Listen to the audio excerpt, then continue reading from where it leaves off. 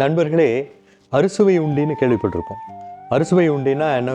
ஜாங்கிரி, குலாப் ஜாமுன், லட்டு இந்த மாதிரி இருக்கிற எல்லா விஷயங்களும் சேர்த்து ஒரு இலையில போட்டு எல்லாம் சேர்த்து சாப்பிட்றது தான் அறுசுவை உண்டின்னு நினச்சிட்டு இருக்காங்க எல்லாரும்.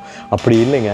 அது உப்பு, புளிப்பு, துவர்ப்பு, கசப்பு, காரல், இனிப்பு ஆகிய 6 சுவைகளையும் நிறைந்ததாக ஒரு உணவை உட்கொள்ள வேண்டும் என்பது தமிழர்கள் விதித்த கோட்பாடு.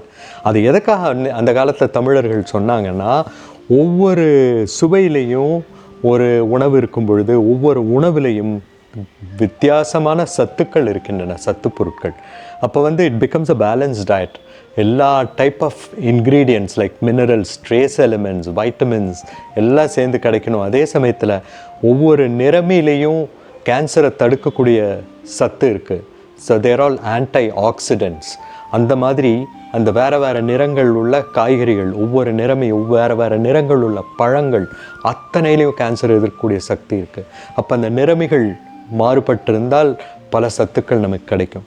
அதனால் அந்த காலத்து தமிழன் உட்கொண்ட உணவு எளிமையானது, சிறப்பானது, உடலுக்கு ஊறு விளைவிக்காதது. அந்த மாதிரி உணவு முறைகளை மீண்டும் நாம் உண்ண கற்றுக்கொண்டால் இந்த அவசர உலகத்திலும் கூட ஆரோக்கியமாக வாழ முடியும். நன்றி நண்பர்களே.